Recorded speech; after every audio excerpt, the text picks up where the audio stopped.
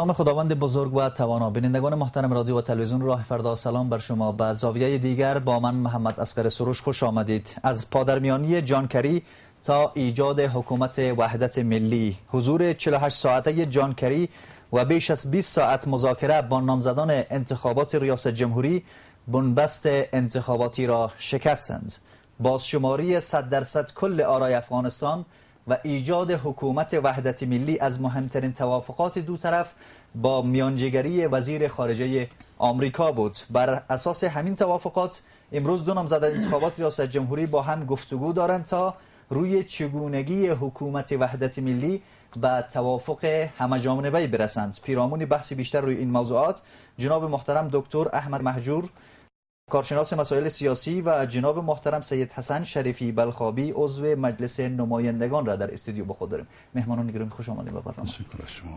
جناب دکتر، اولین سوال رو می‌خوایم که از شما آغاز بکنم تا اینکه برسیم روی توافقات و در واقع اون حکومت وحدت ملی را که بهشون به توافق رسیدن. در قدم اول می‌خوایم روی نفس مذاکرات دو طرف و یا دو تیم صحبت بکنیم که چگونه بود و این توافقات چگونه به دست آمد.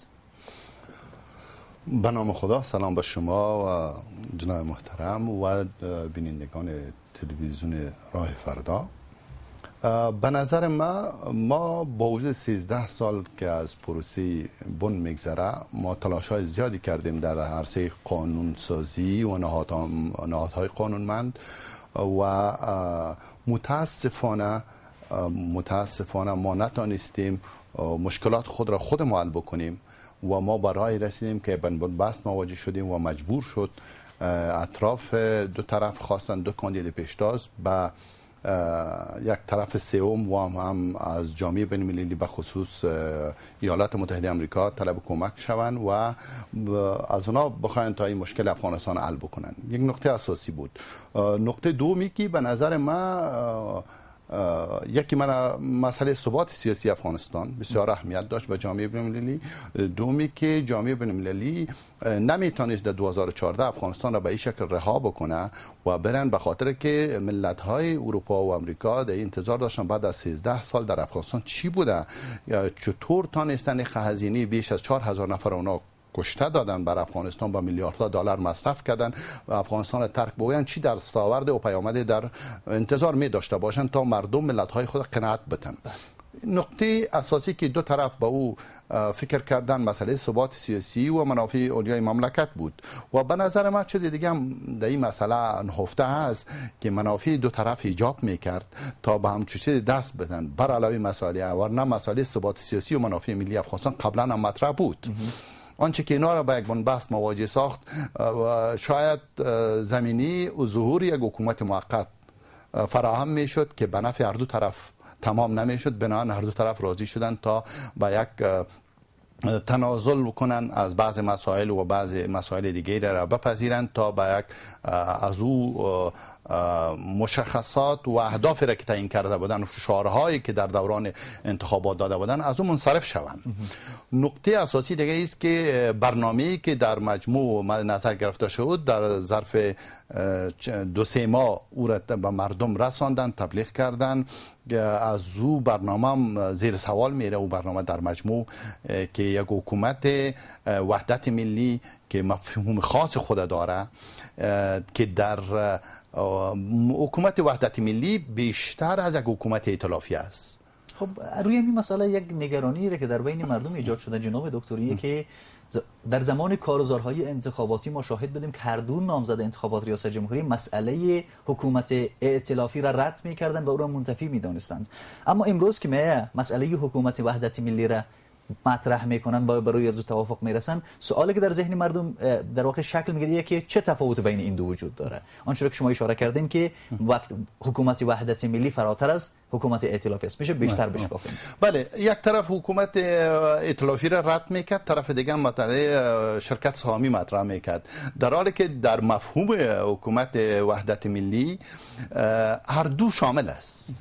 حکومت وحدت ملی در صورتی که دو حزب سیاسی می باشه، دیگه احزاب جریانات سیاسی وجود نمی داشته باشه، در اون طرف در اون زمان ما مسئله حکومت ائتلافی را میتونیم مطرح کنیم. در حالی که در افغانستان ما که مطالعه میکنیم میبینیم تقریبا تمام جریانات سیاسی در دو تیم تمثیل شده، در درون دو تیم وجود داره، مگر یک جریان دیگه هم هست که جریان خود تیم رئیس جمهور است که ما با فکر میکنم که مفهوم اصطلاح حکومت وحدت ملی هم به می خاطر مطرح شده تا تیم رئیس جمهور هم از قدرت بیرون نمانه. یعنی فکر میکنیم که مهمترین شاخصی که اینا را به خاطر رسیدن به یک حکومت وحدت ملی دور هم جمع کردن و اینکه واقعا خود حکومت وحدت ملی داره چه شاخصایی می باشه، چی فکر میکنید شما؟ بله، یک مسئله بسیار فشار قوی ایالات متحده آمریکا بود، حتی اخطار هشدار داد که در صورت که اینا اگر بر مسائل با هم تفاهم نمیکنن امکان داره کمک های اقتصادی ایالات متحده آمریکا حتی حضور نظامیشون مطلقا در افغانستان از بین بره یا که از منصرف شوند دیگر به افغانستان کمک بکنن. این نقطه فشاری که بود و هیچ حکومتی هم من فکر نمی کنم تا بعد از اینکه حکومت جدید به وجود میاد با وجود مشکلات اقتصادی، سیاسی و اجتماعی که در افغانستان وجود داره ما فکر نمی‌کنم حکومت بتونه بدون پشتیبانی جامعه بین المللی بتونه تداوم پیدا بکنه. این نکته بسیار مهم بود. دومی که تنش‌های هویتی، مسئله تبار گرایی، قوم گرایی در افغانستان به اوجش رسیده بود. شما در شبکه‌های اجتماعی اگر متوجه شده باشین این مسئله بسیار خطرناک پیش میرفت و تشکیل جلسه در لوی جرگه در خیمه لوی جرگه همه چیزایی بود که ما را به طرف یک بحران عمیق انتقال میداد که ما نه تنها قربانی بحران میشدیم مردم افغانستان بلکه جامعه بین المللی از این هراس داشت که تمام دستاوردهای 13 سالشان به باد بره و چیزی را به دست نبره. اما در مورد جزئیات حکومت وحدت ملی، در حکومت وحدت ملی زمان ظهور میکنه در کشورهای مختلف که ما یکی قدرت‌های مختلف در سطح عرصه زندگی سیاسی میباشه که یکی دیگر قبول کرده نمیتونه، یکی و دومی که حالت متزلزل و بی‌ثباتی در کشور باعث میشه که حکومت وحدت ملی به وجود بیاید. سومی که حکومت وحدت ملی هیچ وقت اکثرا یک چیزی را ما براتون بگم که در اکثر کشورهای جهان پایدار نیست. به ما اساسا ما فکر نمی کنم، ممکن است اشتباه کنم، مگر ما فکر نمی کنم حکومت 4-5 سال دوام بکنه.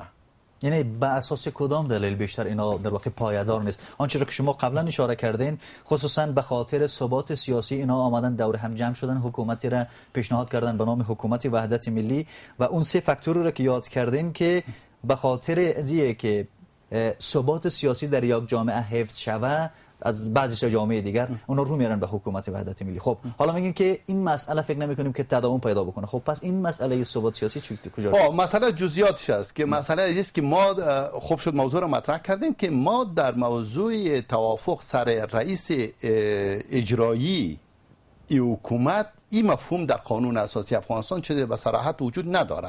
صلاحیتاش چیست و وظایف مکلفیتاش چی است. این نقطه باعث میشه و دومی که یک طرف ادعا میکنه که ما در مرحله اول رئیس اجرایی به اساس فرمان تقنینی رئیس جمهور میشه، دومی که موضوع ازی که ما قانون اساسی را تغییر خواهیم داد و یک نظام پارلمانی یا نخست وزیری به وجود بیاید. این نقطه من اینطور فکر میکنم که اصلا موضوع بحث سیاسی بود که میخواستن همچون نظام را به وجود بیارن و این نظام را ممکن بود یا حکومت موقت به دوش بگیره ماموریت را. پس اینا نخواستن اگر دو تیم جات اختلاف میکردن روی توافق میکردن مجبور ما یک حکومت موقت میداشتیم تا همچون زمینه را مساعد میکرد. پس اینا خودشان نقش ماموریت حکومت موقت هم بازی میکنه. حالا شما فکر میکنین که امی بنبستی که کشیده شد خصوصا در انتخابات ریاست جمهوری آنچه که من از صحبت‌های شما برداشت کردم دو مسئله، یا مسئله حکومت وحدت ملی که فعلا مطرح شده که بنبست انتخابات شکست، یا اینکه رفتن به یک حکومت موقت آنچه که شما اشاره کردین. فکر میکنین که بغیر از این دو گزینه بدیل دیگری وجود نداشت که جاگزین وحدت ملی میشد؟ یک بدیل دیگه وجود داشت که ما به هر صورت باز هم مسئله خود نتیجه انتخابات اگر تقلب ها به این سطح و میزان بسیار بالا می بود و جامعه بین المللی، شورای اروپا، سازمان ملل خط بطلان میکشید سر نتیجه انتخابات، یعنی هیچ وقت اعلان میکردن که انتخابات شفاف، آزاد، عادلانه در افغانستان برگزار نشد، در اون صورت امکان ازی بود که انتخابات مجددا تدویر پیدا کنه، برگزار شود. بعد از او هر که در نتیجه انتخابات وام دو مسئله است، یا که دور دوم تنها باطل میشد یا انتخابات در مجموع باطل میشد. با کمیسیون جدید که طرف اعتماد یک طرف نبود مشکلات را ایجاد کرده بود. این موضوع است. سپاسگزارم. جناب وکیل صاحب، شما چه فکر میکنین که این حکومت وحدت ملی را که هر دو طرف در واقع بهش به توافق رسیدن، این چگونه یک حکومتی است؟ تشکر، با عرض سلام به محضر شما و دکتر صاحب و بینندگان و آرزوی قبولی اطاعت و عبادات مؤمنین. شما ببینین بحث را یک مقدار به تفکیک شه.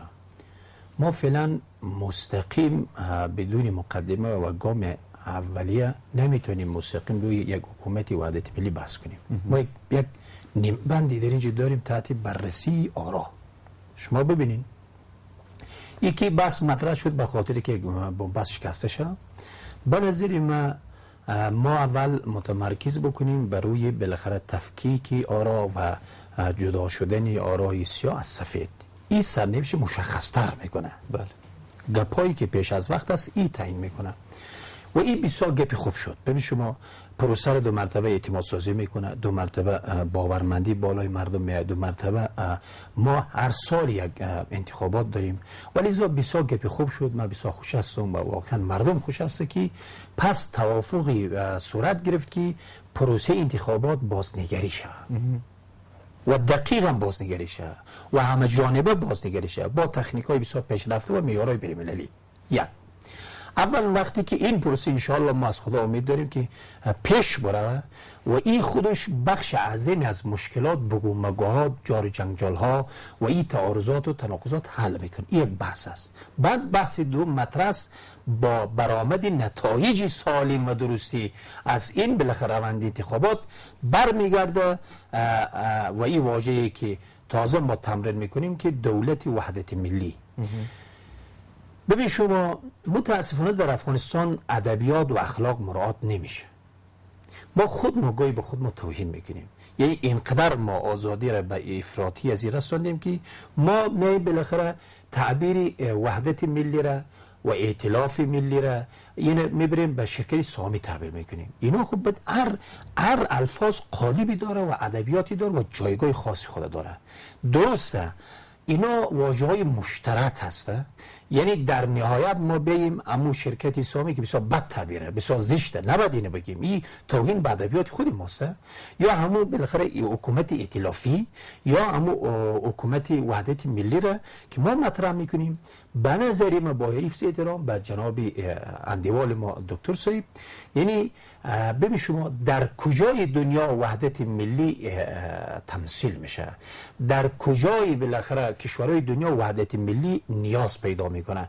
دقیقاً به کشورهای مثل کشور افغانستان که پس از بوران، پس از جنگ، دکتر هم اشاره کرد اینا یک بخشی یک بخشی از آنچه که جناب ایشان اشاره کردن. خب زمانی که در یک جامعه به خاطر حفظ ثبات سیاسی نیاز احساس شود، در واقع حکومت وحدت ملی در اینجا مطرح میشه. اما تعابیری که در این اواخر در واقع استفاده میشه، خب حکومت ائتلافی و این که میگن به خاطر منفعت‌های سیاسی خود آمدن ائتلاف کردن تا اینکه همه به قدرت برسن، همه به در واقع به منصب برسن، به او خاطر حکومت ائتلافی رو مطرح میکنن و حکومت وحدت ملی رو میگن که همون تعبیر است. دقیقاً که بحث بکشون بالا از این سوال شما ببین، اولا من اینو بخوام بگم که وحدت حکومت یا دولت وحدت ملی ضرورت جامعه مثل ماست. کثیر الاقوام، کثیر الملیت، جغرافیای متفاوت، افکار متفاوت، یک کشوری پس از جنگ، پس از بوران و خواستهای متفاوت به یک مدنیت بسیار پیشرفته ما نرسیدیم. جواب یک اینطور بالاخره نظام، یک اینطور مردم را که عدالت اجتماعی تامین شود، عدالت سیاسی تامین شود، عدالت اجتماعی تامین شود، عدالت مالی تامین شود و اقتصادی تامین شود و این بعد برگشتش به یک حکومتی چی باشه؟ به یک حکومت به نام حکومت وحدت ملی و در عین عالم یک حکومت غیر متمرکز. شما ببینید که حالا این بستر جا افتاده. اما در رابطه با تفاوت واژه، بله اینا یکیست، من میخواستم این اشاره بکنم، ولی تفاوتی بسیار ظریف داره. به این معنا ما وقتی میگیم که حکومت تعبیر میکنیم به شرکت سهامی، بین شرکت سهامی یعنی به دور از هر گونه قانون و قانونگرایی و منطق و تناسب اوج مطرح میشه. او خب بسیار یک جای افراطی این رقم قرار میگیره. اما وقتی بله ما میگیم حکومت ائتلافی، بله حکومت ائتلافی یعنی جایگاه های آدرس های سیاسی در این باید لحاظ شد. ببین شما بله در اینجا باز تفاوت داره. به این معنا در اینجا دیگه بیشتر منافع سیاستمدارا در نظر گرفته میشه. ببین بیشتر اون لحاظهای سیاسی، قدرت‌های سیاسی در نظر گرفته میشه. در این قسمت سوالی که مطرح میشه جناب وکیل صاحب، مگه زمانی که سیاسیون و یا کسایی که سردمداران مسائل انتخاباتی و کارزار انتخاباتی بودن که تن میدادن به حکومت ائتلافی و یا اون در واقع وحدت ملی را که تعابیرش ایشان به کار میبرن، میگه چه نیازی بود که انتخابات برگزار میشد؟ این همه مصارف و این همه حالا میخوام شما مرحله پخته تر و ظریف ترش دولت وحدت ملی است. یعنی ما اگر اینطور مرحله گذاری بکنیم از تعبیر شرکت سهامی برسیم به حکومت ائتلافی و از حکومت ائتلافی برسیم به حکومت وحدت ملی، یعنی قشنگتر و زیباتر و قانونمندتر و جوابگوتر این مرحله است. یعنی در یک ردیف است این مقبولتر است. و اما این سوال که شما کردین وقتی ما از آدرس ائتلاف و سهامی و فلان و بهمان ما به وارد قدرت شویم، چه نیازی به پروسه ملی انتخابات است؟ بله، اما این هیچ کسی نگفته در اینجا. وقتی که این پروسه انتخابات که محور اساسش اعتماد تشکیل میده، اعتماد طرفهای قضیه، وقتی این زیر سوال رفت، در اینجا تقلبات گسترده و سازمان یافته و وسیع درجه داخل شد، رای پاک را با ناپاک مخلوط کرد و در اینجا اعتماد طرفها از بین رفت. اینجا به عنوان یک راه حل بنبست موضوعی چیز مطرح میشه. وحدت ملی. شما ببینید ما یعنی تجزیه بکنیم، یعنی یکی از راه، نه راه اساسی، یکی از راه هنوز که هنوز است بحث مردم مایی است که نه رای پاک از ناپاک جاشه، هنوز اون نیست ها. ولی به عنوان یک بدیل قضیه اگر این امکان نمیداشته باشه که انشالله داره امکان، من از اولم به صحبتام تاکید بر روی از این پروسه و مسائل تکنیکی آرا بحث میکردم. وقتی این جواب بده دیگه اون موضوع کمرنگ میشه، اصلا ائتلاف مطرح نمیشه، اصلا این مطرح نمیشه. ولی بلی در اینجا چرا باز گفتن که با این که نتیجه یا برآمده از آرا پشت سر از هر کسی که برنده است باز تیمی بازنده در اینجا به شرکت بکن، نامش گذاشتن وحدت ملی. متوجه شدید؟ این خیلی گپ خوبم است. خب حالا بله. خب با توجه به شرایط حساس فعلی که ما هستیم، خصوصا وضعیت در این اواخر که وضعیت انتخابات به یک بنبستی کشیده شده بود و تنش‌هایی وجود داشت در این مورد، فکر می‌کنین که چقدر میتونه مزیت‌های خوبی را حکومت وحدت ملی را، آنچه که شما اشاره کردین که از برآیند این انتخابات هر کسی که به قدرت رسید، کسی که تیم بازنده بود او را در قدرت در واقع سعی می‌کنه، چه مزیت‌هایی را و ویژگی‌های خوبش دیگه است، چون که جناب دکتر اشاره کردن.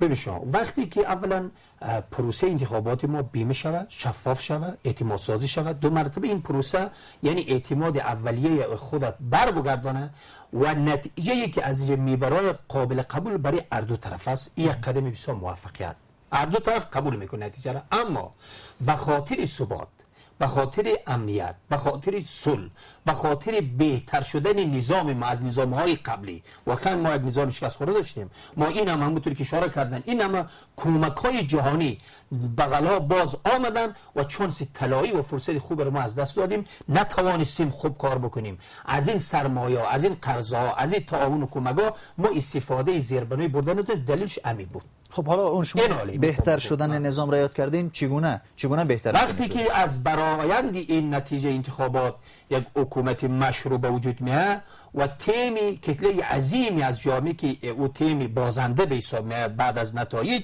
و بسیار بجا و مطلوب است به خاطر اینی گزینه‌ای که مرز کردم که و اینم به رسما به قدرت شریک باشه تا هر دو تا بازوی توانمندی بالاخره نظام را و حکومت تشکیل بده برای بهبود وضعیت سیاسی، امنیتی، اقتصادی، توسعه، انکشاف، یعنی دست به دست هم بدن دیگه کارشکنی در درون نباشه. یعنی از فرصت خوبی است. نتیجهش این تعیین میشه. محصول حکومت وحدت ملی این است، یعنی همه طرفهای درگیر، همه طرفهایی که در اینجا ادعای سیاست و یک کتله و نمایندگی مردم میکنن و سبا ممکنه مزاحمت ایجاد بکنن، اینا میان در یک فضای سازش درست، در یک فضای بسیار معقول و مطلوب شریک میشن و همین اینا کمر بست میکنن برای بازسازی و آبادی از کشور. بسیار نتیجه خوب است. چرا ما چیزی خوب را نپسندیم؟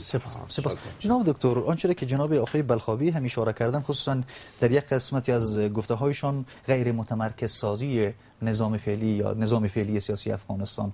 خب در مدت 13 سال ما تجربه خوبی از نظام متمرکزی که انحصار قدرت در یک نقطه خاص بود تجربهش را هم داریم و در قسمت کاراییش را هر فرد افغانی هم میتونه قضاوت بکنه که چه کارکردهایی را داشتن.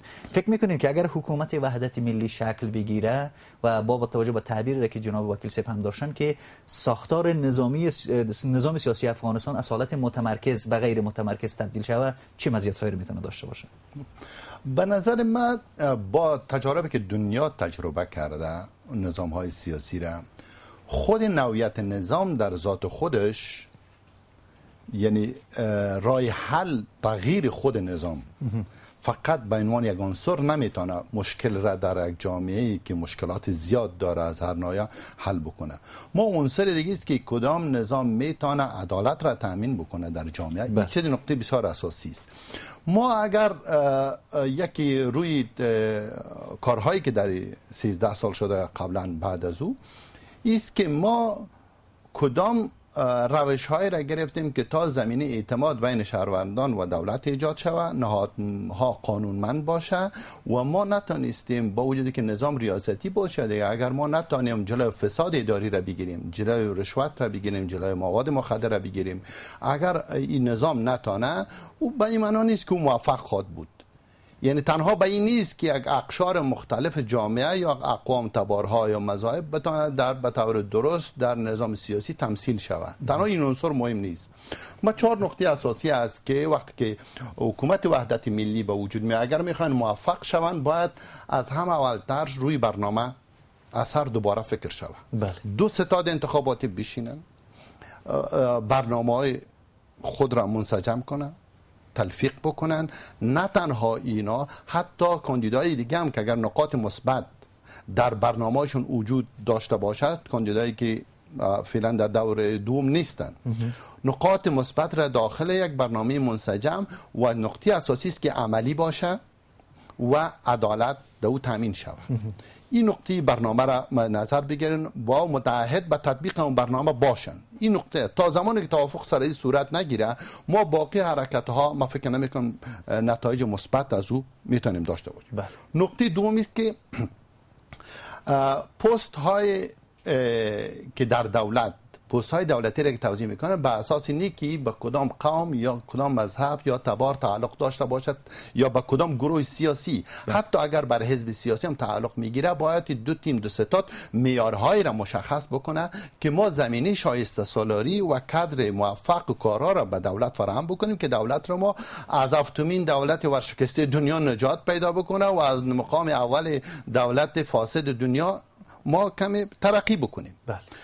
اگر افراد متعهد به حکومتداری خوب، به ارزش‌های خوب دموکراسی، اگر به اون ما نداشته باشیم، ما نمیتونیم جلوی فساد اداری را بگیریم و نمیتونیم یک تصویر خوب از حکومت و دولتداری به مردم به نمایش بگذاریم و مردم خود را از سطح پایین فقر و بیچارگی و مشکلات اجتماعی ارتقا بدیم و به طرف پیشرفت بریم و ما موقعیت خوبی را در سطح داخلی منطقه و در جهان به دست بیاریم.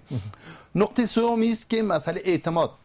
زمانی که ما اگر برنامه داشته باشیم، افراد و کارفهم و نخبگان کادرها را ما بتونیم در دولت جذب بکنیم، چی از داخل چی از بیرون، در اون صورت ما میتونیم اعتماد جامعه خود را هم کسب بکنیم، اعتماد جامعه بین المللی را هم کسب بکنیم. اگر باز هم ما همو افراد گذشته را به اساس سلیقه‌های قومی و مصلحت اندیشی یا تباری هر چیز که بگویم، زبان و سمت و مذهب بگیریم بگماریم، ما نمیتونیم اعتماد جامعه بین المللی جذب بکنیم به خاطر تداوم کمک‌هایشان و ما با پشتیبانی جامعه بین المللی ضرورت داریم، بخوایم نخواهیم. 4م نقطه است که ما بازسازی بکنیم ساختارها و نهادهایی را که ما در طول 13 سال دیدیم که موفق نبوده. ما به یک شکل متد بسیار کلاسیک و قدیمی روان است سیستم بوروکراسی افغانستان، نظام اداری افغانستان. با تیر نظام طوری عیار بکنیم که بسیار آسان شده شهروندا به خدمات اجتماعی و خدمات عمومی که نیاز دارن با آسانی برشان رسیدگی شود. تا نشه مراحل متعدد را طی بکنیم، ما از وزیر حکم بگیریم تا کار ما را یک مامور انجام بده. و اینا مدرن سازی، ساختن سیستم حکومتداری و دولتداری در افغانستان است که ما به این نیاز داریم. از همه مهمتر است که ما قبل از اینکه هر برنامه را اینا زمینی مسائل شده که ما در بسیار مسائل تجدید نظر کنیم، به اون صورت ما یک ارزیابی نیاز داریم. ارزیابی اگر از طرف یک تیم مستقل با ماهر و با کفایت انجام بگیره در مورد هر عملکرد دولت، قبل از اینکه ما یک پالیسی را وضع میکنیم ارزیابی صورت بگیره که آیا چی مشکلات وجود داره و ما این را به طرف کدام طرف انتقال میدیم و ما چی میخواهیم. استراتژی کلی در عرصه ها و ساحات مختلف ایجاد شود، چی در ساحه سیاست خارجی، چی در ساحه آموزش و پرورش یا صحت یا خدمات اجتماعی، همه چیز.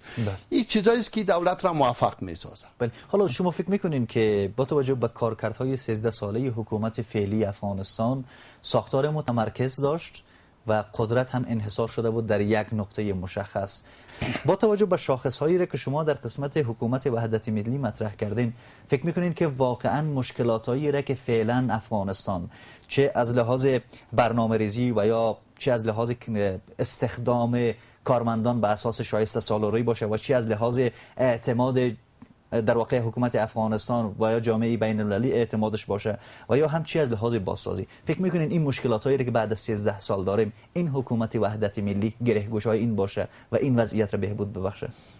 من فکر در مقابل حکومت وحدت ملی یعنی کارهای زیادی وجود داره، پروسیجر مراحل زیادی را باید طی بکنند تا که ما از یک استقرار اگر توافق کلیه نخبگان سیاسی، جریان‌های سیاسی سر موضوع از اینکه شوی نظام چگونه تغییر میکنه و بازم در اینجا ما باید تفکیک قائل شیم. در بسیار کشورهای جهان است صلاحیت‌ها صدر اعظم با رئیس جمهور تا چی حد است؟ رئیس جمهور به شکل سمبولیک باقی میمانه، یک جمهور صلاحیت‌های ازیر داره که مثلا پارلمان انحلال بکنه یا وزیرا را به شکل چگونه. این کل مسائلی را است که تکنیکی است در تعدیل و تغییر قانون اساسی در این گنجانیده شود و این وقت زیاد را نیاز داره. اگر دولت وحدت ملی سر این نقطه توافق کرده باشه، ما جریان توافق صورت گرفته بین دو تیم در حضور وزیر خارجه امریکا و نماینده سازمان ملل و متنش در مدیا، در مطبوعات و رسانه ها بیرون نشده تا ما ببینیم که سر چی هر طرف از حکومت وحدت ملی یا رئیس اجرایی تعبیر و تعریف خاص خود داره. ما اول به اون نقطه را باید پی ببریم که آیا توافق کلی وجود داره نداره، باز بعداً روی یک مسوده بعضی مسائلی که تغییر و تحول به چه شکل بیاید. ما تنها فکر کنیم در تمام قوانین افغانستان حالا ما نظام ریاستی قدرت متمرکز وجود داره، اگه این تغییر میکنه در نظام پارلمانی با صدر اعظم نقطه اساسی ضرورت مبرم که در جامعه یک کشور وجود داره مسئله حضور احزاب سیاسی است. تا زمانی که احزاب سیاسی قوی به وجود نبیه اون نظام موفق کارا نمیشه، هیچ امکان نداره. باید احزاب و یک نکته دیگر هم باید خدمتتان عرض کنم که در طول 3 دهه جریانات سیاسی به اشکال مختلف شکل گرفته در افغانستان و بسیار مشکل است به همه از جریانات ما اصطلاح حزب سیاسی را به شکل مشخص سرش اطلاق بکنیم. من میگم که این زمینه شاید مساعد شاید بهتر است که جریانات سیاسی، تشکلات سیاسی که بر شکل وجود داشته یا به نام تنظیم ها و چیزا وجود داشته، اینا باید خود را با چارچوب معیارهای یک حزب سیاسی عیار بسازند تا در زندگی سیاسی به مو معیارهای حزب سیاسی پیش برن و زمینی ورود و جذب افراد را، شهروندای جامعه را فراهم بکنند تا که حزب سیاسی بتانن به مو معیارهایی که هست که برای رسیدن به قدرت مبارزه میکنن در چارچوب قانون همون زمینه براشان مساعد شود. وقت حکومت و نظام ائتلافی که منتج به یک حکومت پارلمانی با صدر اعظم شود او مصداقیت پیدا میکنه، عملی تر به نظر میرسه. و دوم نقطه است که ما بر یک سلسله ارزش ها در چارچوب برای نخبگان سیاسی خود بدیم که برای جامعه ما مهمتر از همه است که ما عدالت را چگونه تامین بکنیم، مساوات را چگونه مراعات بکنیم، آزادی ها را چطور تضمین بکنیم برای شهروندا. این خود به خود زمینه ظهور یک نظام کارا و موفق را فراهم میکنه. خب با توجه به این مسائل که شما یاد کردین، خصوصا در قسمت در واقع تأمین عدالت و یا تأمین آزادی شهروندان و مواردی که شما یاد کردین، فکر میکنین که یک نظام متمرکزه که انحصار قدرت در یک نقطه وجود داشته باشه واقعا میتونه مثمر واقع شه با توجه به وضعیت فعلی افغانستان، و یک نظام غیر متمرکزه که قدرت تقسیم شه در رده‌های پایین؟ خب نظام غیر متمرکز هم اشکال مختلف داره. یکی نظام ریاستی است مگر به نحو قدرت غیر متمرکز است. بدون از اینکه ما به نظام پارلمانی فکر کرده باشیم، در دنیا ما نمونه‌های زیاده داریم که و ایران فکر نکنیم تنها در دنیا دو نوع نظام وجود داره، یا پارلمانی یا ریاستی. ما نمونه فرانسه هم داریم که یک چیز مخلوطی از دو نظام است که رئیس جمهور صلاحیت‌های خاص خود داره در سطح پارلمان میتونه انحلال بکنه، در عین وقت صدر اعظم خودش صلاحیت سیاست خارجی رئیس جمهور تعیین میکنه، مگر نخست وزیر صدر اعظم میتونه از در رابطه با عملکرد دولت و حکومت در برابر پارلمان پاسخگو است. و این نکته بسیار مهم است که دولت چگونه رئیس قوه اجراییه. مشکل نظام ریاستی در یک نقطه عمده پیدا میشه که رئیس قوه اجراییه که خود رئیس جمهور است در برابر پارلمان مستقیم در رابطه بر عمل کرده دولت پاسخگو نیست. یکی نقطه است. ما چگونه یک نظام را پاسخگو بسازیم که از عملکرد خود پاسخگو باشه. اما در رابطه مسائل عدالت، مساوات و آزادی، این مسائلی است که در سطح اجتماع همگی نخبگان سیاسی، جریان‌های سیاسی باید در این راستا کار کنه و قوانینی ما فکر نمی کنم که در یک قانون اساسی کشور مثل افغانستان مانع به خاطر رسیدن به این ارزش‌ها در سطح باشه.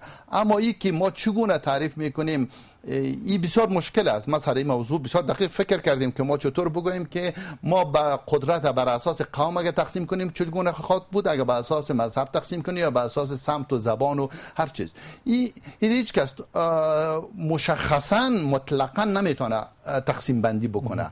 بهتر است به نظر من اصل شهروندی را احترام بگذاریم، عدالت بر اصل شهروندی باشه، بر اساس ارزش‌های والای دین مبین اسلام ما بتونیم همین دو عنصر را مراعات بکنیم. ما فکر میکنم بسیار مشکلات جامعه ما حل خواهد شد. سپاس. جناب وکیل صاحب، شما چه فکر میکنید که کدام یک از نوع نظام سیاسی در افغانستان میتونه که واقعا مهمتر و یا یکی کاراتر باشه؟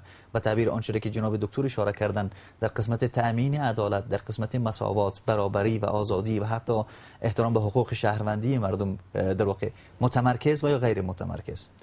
شما ببینید ما تجربه 12-13 سالی که داشتیم و حکومت ما یک حکومت متمرکز ریاستی بوده و جناب رئیس ریاست برسی قوه داشته، قوه مقننه و قوه قضاییه و قوه مجریه که کابینه از او باشه و مشخصا به همه مردم روشن است که نتیجه و بازدهی مطلوب نداشته. ببین شما وقتی که ما مطرح میکنیم نظام غیر متمرکز، خب همونطوری که جناب دکتر اشاره کرد ما غیر متمرکز 100% داریم، نیمه غیر متمرکز داریم، متمرکز تفویضی داریم که یعنی متمرکز است ولی واگذاری میکنه صلاحیت ها را در محلات و در ایالات و در ولایات. و در حالی که نظام ما اگر متمرکز هم بود خوب نظام بود، چون به سبک غربی ها بود. ما انتخابات شورای انکشافی رو داریم، شوروالی رو داریم، ولسوالی رو داریم، شورای محل داریم، بعد همین تو داشتیم. ولی چون متمرکز یک انحصار بسیار خاص خود داشت، یک مفکوره حاکم بود، دیگه مفکوره را قبول نداشت، دیگه رویه را قبول نداشت، پیشنهادها را قبول نداشت و دیگه نخبگان قبول نداشت. همونطوری که جناب دکتر مهجور اشاره کردن و نیادها و کمیسیون ها و جایگاه ها و بالاخره مقام برای افراد ساخته میشد، برای افراد، نه که بالاخره افراد برای نیاد باشه. این سیستم وجود نداشت و سخت ملت ما ضربه خورده و ما این یک ضربه جبران ناپذیر تاریخی است برای افغان ها. اینه که من میگم در یاد داشته باشین. ولی وقتی ما مطرح میکنیم خوشبختانه در چوکات قانون اساسی درسته، قانون اساسی فعلا اینی به همین سبکه، ولی بسیار به سادگی میشه که ما اون ماده رو تعدیل بریم. ما وقتی که اولا نظام ما نظام پارلمانی باشه چند تا شاخصه بسیار خوب داره، یعنی دیگه استبداد و خودکامگی از این قدرت از این اقتدار دور میشه. چرخه قدرت از تکروی، از استبداد، اعمال سلیقه، اعمال بالاخره تفکری خاصی خود بیرون میاد. اینجا و پارلمان کشور که تمثیل کننده همه مردم هسته، در اینجا نشسته، دو تا اتاق هسته و بسیار به خوبی مهار میشه، جلوی خیلی چیزا گرفته میشه، برنامه محور میشه. وقتی که ما خواستیم نظام پارلمانی باشه و صدر اعظم ما و رئیس جمهور ما و بیای بالاخره رأی خود را از اینجا بگیره و بسیار قشنگ پاسخگو میشه و بسیار جوابگو میشه. ما امروز نمیتونیم یک وزیر، نه، ما نمیتونیم یک رئیس چی کنیم، یعنی بریم بازپرسی بکنیم و جنبه نظارتی که قوه مقننه داره. بله اشکالی که ما داریم سر جایش، ما بحث قانونی رو مطرح میکنیم. یعنی در کناری که ما قانونگذار هستیم، یک وظیفه عمده پارلمان کشور چی است؟ نظارت بر اعمال حکومت است، برای جلوگیری از خودکامگی. ما نمیتونیم یک رئیس عادی بریم در اینجا چی بکنیم؟ استجواب بکنیم. چه رسد به وزیر، چه رسد به رئیس جمهور؟ شما ببینید اصلا از مالات.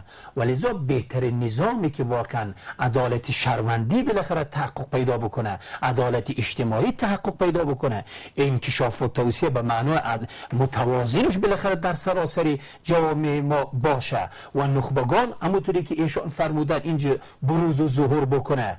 در اینجا خدا شهید جناب رئیس جمهور نگذاشت در این چند سال که تشکلات سیاسی و احزاب سیاسی چه رنگ و بوی خود پیدا بکنه، یک کمی پیدا شه. ما در قانون انتخابات اینو مطرح کردیم، حداقل از 50 گفتیم 30% اینا را ما سهم بدیم. این از کاخ ریاست جمهوری پس مستند شد، هیچ قبول نکرد. چرا قبول نکرد؟ چون وقتی اینجا احزاب سیاسی باشه مفکوره داره، برنامه داره، مستقیم از مردم خودش نمایندگی میکنه، نقد و نظر وجود داره در اینجا، یعنی قدرت رو تعدیل میکنه، از استبداد خودکامگی جلوگیری میکنه. نگذاشت. بسیار ما اون چیز کردیم. میخوام بگم که بهترین نظام برای مردم ما با تجربه 13 سالی که داشتیم، با ناکامی‌هایی که داشتیم، با بی‌عدالتی‌هایی که ما بالاخره داشتیم در بخش‌های انکشافی، توسعه، در همه بخش‌ها، و بهتر نظامی است که نظام ما نظام پارلمانی شود که بعد همون یکی صدارتی است و در اینجا بالاخره بسیار به خوبی میشه که ما یک حکومت پاسخگوی درست داشته باشیم. جناب وکیل بگه کوتاه اشاره بفرمایید. خب حالا